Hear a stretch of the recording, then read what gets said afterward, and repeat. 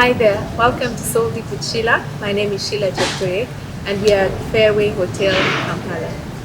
Our stories do have the power to heal once we are willing to share them with each other. And today we are blessed to have a gentleman that has spent a better part of his life advocating for mental health and sharing his journey with others. Joseph Atukunda, welcome to the show. Thank you.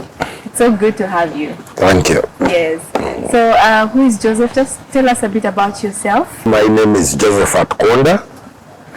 I was born in 1969 in Ankole. In 1969. Yeah, okay. In Ankole. Yeah. And I'm married. Okay. With 5 children. I'm married to my beautiful and very loyal and supporting wife, Harriet. Nice. With 5 children. Yes. I stayed in Zambia. And I started suffering from these mental health problems way back in 1989. 1989. Oh, wow. When I was in Senior 6 at King's College, Budo. Okay. That is when I got my first episode Of bipolar. Okay. But I started with depression. So I was diagnosed with severe depression. And I had to be treated in Monaco by the old Professor Bossa, the late, using ECT, that is electroconvulsional therapy. They pass an electric current in your brain. What? That is the treatment for severe depression. Okay. Because I was suicidal. I had planned to kill myself. I had even bought the rope, the poison, everything. I was ready to commit suicide. So in those days there was no medication, proper medication at Mulago, even Botanical Hospital in the 80s. Things were bad. So the main treatment was that electroconvulsional therapy, which was very scary. I mean, to put a electric current, through your brain. Through your brain. Oh my goodness. But now, if you can just go back to the time when you were at school, King's College, Budo. Did you know what was going on, and did you even know that you were severely depressed? And how did the school surrounding treat you? In those days, by the way, mental health awareness was very low. Yes. I didn't even know what was happening to me because in school I was a very outgoing person. I was a prefect. I was in drama. I was doing drama, acting and what. Then all of a sudden I withdrew from all these things. And I was no longer interested. I was afraid. I wanted to hide. I was crying. And when I went back home for holidays, I couldn't bear to go back because I couldn't cope anymore. So I said I'm not going back. To school. Yeah. And my parents and sisters and what, they were perturbed because I was a bright student, I was outgoing. They didn't know what was happening. So since I also didn't know what was happening, I said something has happened to me and I have to end this life. I can't live like this. So until I went and talked to a certain cousin of mine who was a dentist, and straight he took me to the mental health unit in Mulago, and they were able to diagnose me with severe depression, and they started treating me. Oh, wow. At what class was this that you found out that you actually... That was Senior 6. Senior 6? Yeah. And just before examinations, actually, I didn't do the exams. Oh. Just before exams. Yeah, I ended up missing. Wow. So they treated me. Then after treating me, I was waiting to go back to school, and to pass that time, I started some drama group to pass time and earn some money. And during that drama, I became so excited to an extent that I was pulling people people off the street by force to come and watch my drama. So now I manifested mania. So this time when they took me back, the doctor was able to diagnose bipolar because I had shown both the poles, depression and mania. Excited. Yeah. Side. So now they started treating me for bipolar. Ever since then, I've been receiving treatment and medication for that bipolar. So were you able to go back and finish your senior 6? No. Okay. Actually, I went to Kumba College of Commerce and did a diploma, a higher diploma in accountancy. Yeah. So after that, I kept on. I would do well for some time. Then I would relapse. Then I would go to Mutarika, I would go to Monago, I'm admitted, I become well. Now during that time, after finishing my diploma, my parents were diligent enough to organize for me to get married. Okay. Yeah, to get married. So I got married and my wife started looking after me, my medication, everything. Did she know that you... Yeah, she knew. Oh, she knew. Your parents told her? Yeah, no, she knew. We were neighbors. We were neighbors in the village. But your family did that for you? Yeah. That was nice. Did that for me. Yeah. And they helped me a lot. Oh, wow. So I started working. I worked with the Action Against Hunger, SCF USA, as accountant for 3 years. That is from 1997 to 2000. Then in 2004 up to 2009, I worked with International Medical Corps as a logistician. And during that time, I was able to construct my home in Zambia. Wow. Yeah. So in 2009, I decided to leave the job and start an organization that brings together people who have suffered from mental health problems to support each other in form of peer support.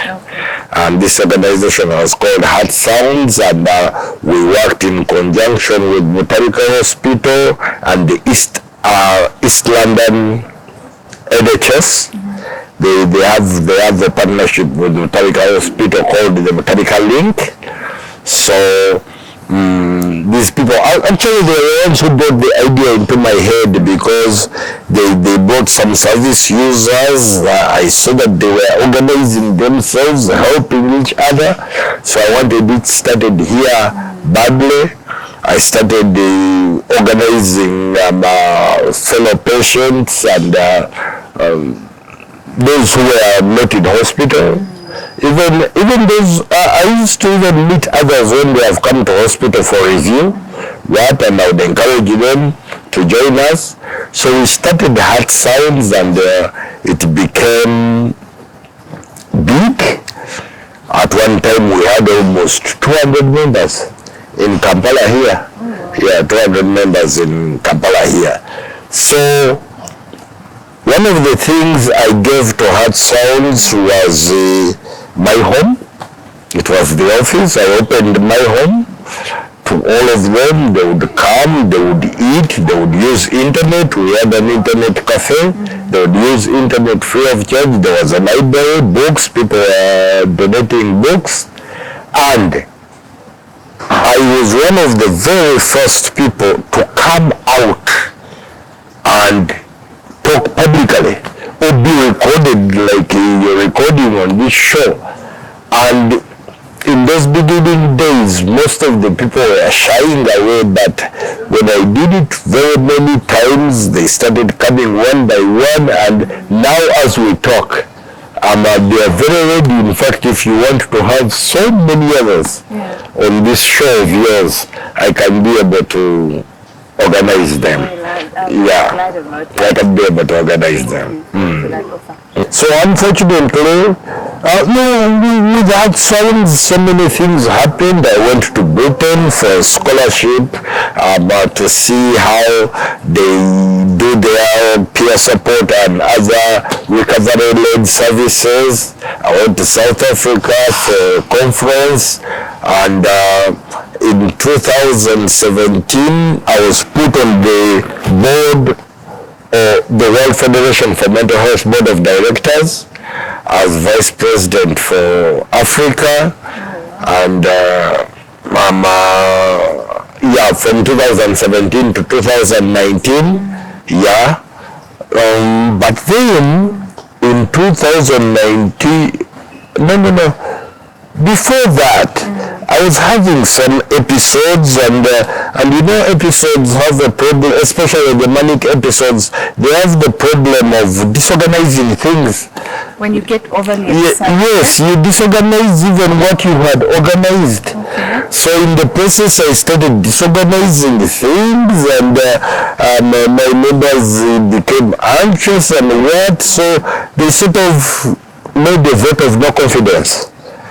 They made a vote of no confidence, and they went away to form other organizations, which is good, because these organizations are helping so many organizations came out of Heart Sounds.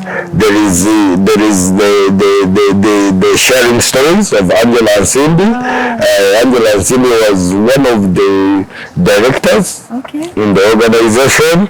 There is Triumph by Robina. I think you'll even have to get Robina on the show with you. Robina Alambuya. There is Pianation by Eddie Nkorononji. You can also get him onto your show. So all these organizations came out. So they're all part of the PSI. Yeah, they were board members, the directors on what in Heart Sounds. So it was bad that it broke up, but it's also good that it gave birth to very many other organizations that. Okay, so Joseph, maybe if I can just take you back. You said you got the manic episodes, the ones where you become overly excited, and then you ended up messing up what you had built. Yes. How did that manifest? How did that excitement come about, and what would trigger it? How would it happen? I won't say that there was any trigger as such, but in bipolar, sometimes it comes without any trigger. You're taking a medication, you're doing what, but it comes. But the problem is that once it starts, it becomes a vicious circle. Because when you disorganize something, and you feel bad that you've disorganized something, then you disorganize it more, then you feel more bad, then you disorganize it more. So that is when actually I got the problem, because after I was sort of isolated and all by myself. Because people now had left? Yeah. Because they felt like you were messing up? Yes. The organization? Yes. And would that make you feel a certain excitement inside? No, now it brought me depression. Now it brought you the other side? Yeah, now it brought me depression. Because people are leaving? Yes, people are leaving and what, so it brought me depression, and then I got the problem of getting hooked on substance, that is cannabis. One member told me that you can get out of the depression you're feeling and the loneliness and the what if you take the cannabis. So I took it, and when I took it, it brought mania, very, very bad mania. Very bad mania. It shot me up. Instead of getting me out of the depression to the normal, it took me back into mania, serious mania, to an extent that I became so aggressive, breaking all the glasses at home, and sometimes not going back home for so many days and what. So really, I would encourage all people who are suffering from mental illness to desist, to really try your level best not to complicate it with substances. it becomes terrible. You lose your mind completely. Even the little mind that was there is lost. Yeah, you lose your mind completely. So I disorganized so many things, but then my sister and my wife were able to take me to a rehab, and I was rehabilitated. And to break that addiction is not easy. You can't easily do it on your own. The addiction to medication? No, to the substance, to the cannabis. Substance that you are introduced to. Yes. To break it is not easy. It's not easy at all. So it's usually done in a rehab, which is very expensive, very, very expensive. Yeah, so they helped me, and I was rehabilitated, and now at least I'm okay. Okay. Thank God for that. I really do. So at home, did that cause a certain kind of fear? The children, I don't know whether this was happening while the children were there. And yeah, they were there, they were traumatized, terribly traumatized, and I really regret that very much. But afterwards they coped, because right now they are not afraid. They approach me freely. Yes. Yeah. So they got to understand that you were going through something. Yes. That was not. Yes. And how did this whole journey affect your relationships, the friendships you had, even actually if you can just take it back to school, while it was manifesting in Budo, right? How did that affect your relationships? First, of course, I withdrew from all my peers. But afterwards, I came back to them, and they were understanding, and they have supported me a lot. Most of my bills, when I'm admitted at Mutarika Hospital, even when I was in the rehab, they helped me pay the bills. They helped me with some of the bills of my children's school fees. And right now, when I came out of the rehab and I was at home, redundant, nothing to do, and what, I came up with an idea. When I was still in school, I acted in a play, Merchant of Venice, as Shylock. Yes, as Shylock. So I talked to one of the Budonians that I would wish to act that play again. And as we talk, he has initiated the whole thing, and we shall be acting that play in National Theatre.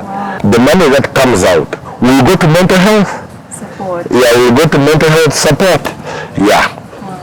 So they have helped me a lot. Though of course, I feel lonely sometimes, because people are out there doing their things and what, and I don't have very many close friends at the moment, but at least I'm glad there's hobbies helping. Okay, that's good. At least there's people that are there for you, with you, even through the journey. Yeah. Yes. So are there any things that you think sort of trigger these episodes, or do you think it's just because of the fact that bipolar is there, anything can just happen? So my bipolar in the beginning, I didn't know what was triggering it. Okay. I didn't know what was triggering the highs or even the lows. But the small period I had with taking a drug, this cannabis drug, that is a trigger. That is a trigger. You might be in depression, and usually depression, you suffer on your own. You're not disturbing other people, so you might even be taken to be that you're normal. But when you try to treat depression with such substances that to lift up your mood, then you go into the mania, which is very, disturbing you, you disturb other people, you destroy property, you do what. So that is a trigger, actually, a trigger for mania, a very bad trigger for mania, and even for depression. Because when I was talking to some of the people, when I was in the rehab, there are very many people there who have mental health problem and substance problem. That is a dual diagnosis. It can also put you into depression, very, very deep depression, to an extent of committing suicide. So that is a trigger. Then, of course, life's problems. Life's problems, when they become too hard on you, they can also push you into depression. So Joseph, I'm looking at you and you're looking good. You look well. And I was just wondering, is there something that you know now that you wish you could have done differently based on the experience you had prior? You know, you were going through bipolar, then are there things that you wish you could have done differently with what you know now? For example, I used not to want to take medication. Okay. I would feel very much, I would want to feel very much that I've recovered, so I should stop taking medication. Then I continued with the peer support and the other activities. I was doing my medication, which I'm not doing now. Now I'm very religious with my medication, and I would encourage anybody suffering from these mental health problems to follow what your psychiatrist or doctor is asking you to do, and follow up on the visits to the doctor, the reviews. Whenever it is due, go there, talk to the doctor. Even if the doctor doesn't change the medication and you can decide to continue taking without going there, it's very important to go and talk to the doctor, because the doctor can gauge whether you're up, whether you're down, and adjust the medication accordingly. And of course, by the time we suffered in the beginning, in the 1980s, there were no peer support groups. You wouldn't even find somebody else to share stories with, and the experiences to encourage each other, which is there now. Okay. So I would encourage people suffering from mental health problems to also join peer support groups. They help a lot because people have ways of coping which can help each other. You know, when you discuss amongst yourselves, though of course you have to be very careful because not to fall in the trap which I fell in. One of the peer giving me an alternative treatment which tortured me and made life very difficult for me. Okay. So you mentioned something to do with arts. You're so much into drama and acting. You're also trying to do what you want to do. I was very fortunate. I got the Budonians, my brothers and sisters, to help me act that play. But even after that, I'll try to look up other groups and what to be able to continue acting, raise some money, pass time in an activity that makes me happy. Okay. I was just wondering, do you have any regrets in as far as how you've lived your life is concerned? Do you have any regrets, or are you just that person who's grateful for every opportunity that came or every challenge that you came I'm grateful across? For every opportunity that came. It helped shape my life, and the people have helped. You know, like I told you, I was one of the first people to come out and talk publicly about my illness, which has encouraged many other people and helped them in their recovery. But also there are very many things I regret. Very many things I regret. For example, my father left me some land which I sold in a manic state, very little money, and using it in just funny things without investing it properly. That is a regret, and very many other regrets. I see. So what keeps you going every day? Because what keeps you going? Because you've mentioned the different episodes you've had. You've had manic, you've had depression, you've kept having different episodes. So what has kept you going and you haven't given up on life and still keeps you going till today? The activity I had as a mental health activist kept me going and keeps me going, and that is why I am here today. But I want to tell you that I do not have low moments anymore. I have them in most cases, but I already have the experience of knowing that it will go away. Even if you're very low in depression, it will go away. In most cases, when you're in depression, you tend to think that you're going to stay like that for the rest of your life. But now that I've gone in and out, I know that it will go away and I'll be happy again and life will continue. Wow, I like that. I feel like it's just saying that no matter the circumstances that we go through, we can still rise above them. Exactly. Thank you for that. Even as we wrap this conversation, I wouldn't want this to end because I feel like you're saying a lot of things that are so encouraging and so uplifting, that I just want you to say something to someone that could be going through bipolar and they don't know what to do, or they don't know how to cope, or just a word of encouragement that you have for someone out there. People suffering from bipolar, out of my experience, I know that once you introduce yourself to substances, drugs like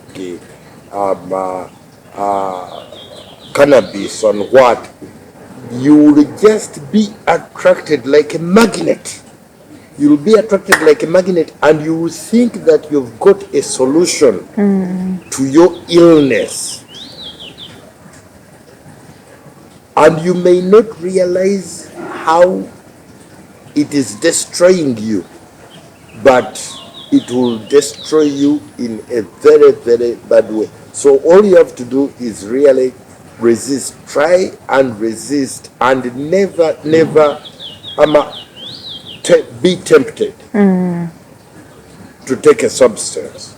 Because there is a thin line between the mental illness and the taking of those substances. Like I told you, it's like a magnet. They attract each other. The mental illness can lead you to take the substance. And when you take the substance, it makes the mental illness worse.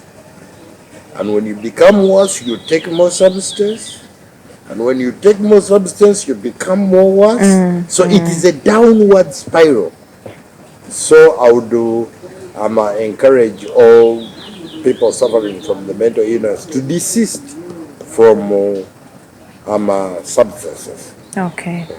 Thank you so much, Joseph, for showing us that even when we go through difficult circumstances in life, we can still hold on to that little ray of hope and keep pushing and keep fighting and keep winning. Thank you for showing us that today. Yes.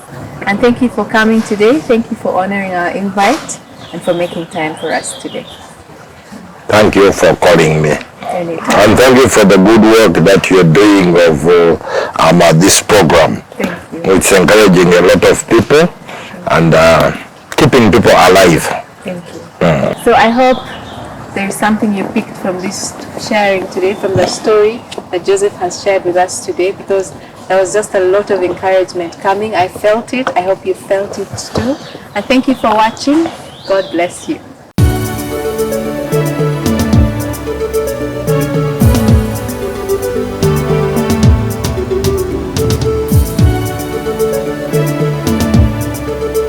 you.